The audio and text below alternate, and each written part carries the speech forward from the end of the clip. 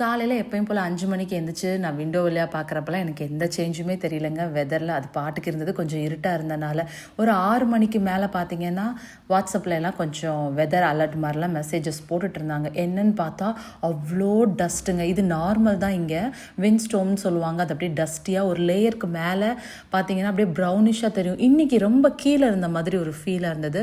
பயங்கர விண்டியாக வேற இருந்தது. இன்றைக்கி நான் லீவ் போடுற ஐடியாலாம் இல்லை. ஏன்னா நான் எல்லாமே ரெடி பண்ணி கிளம்பிட்டேன். இதுக்கு வந்து கண்டிப்பாக ஒரு ஃப்ளூ, த்ரோட் இன்ஃபெக்ஷன், ஃபீவர் இந்த மாதிரிலாம் வரும்.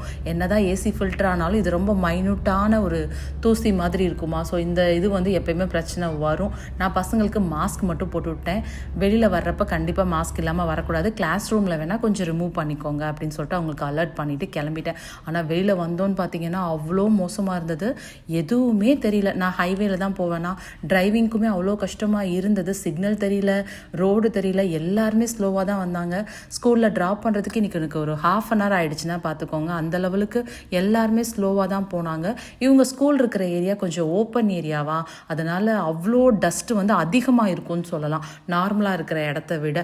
அவங்க ஸ்கூல் பில்டிங்கும் தெரியல. நான் பசங்களை ட்ராப் பண்ணிட்டு மெதுவாக தான் வீட்டுக்கு வந்தேன். ஒரு 45 மினிட்ஸ் ஆகிடுச்சு. சன்னே பார்த்தீங்கன்னா அவ்வளோ ஒயிட்டாக தெளிவாக தெரிஞ்சுன்னா பார்த்துக்கோங்க. இன்னைக்கு காரில் ஃபுல்லாக ஒரு லேயர் ஃபுல்லாக தூசி இருக்கும். அதே மாதிரி தர வீட்டுக்குள்ளேயும் இந்த டஸ்ட் வந்துடும்.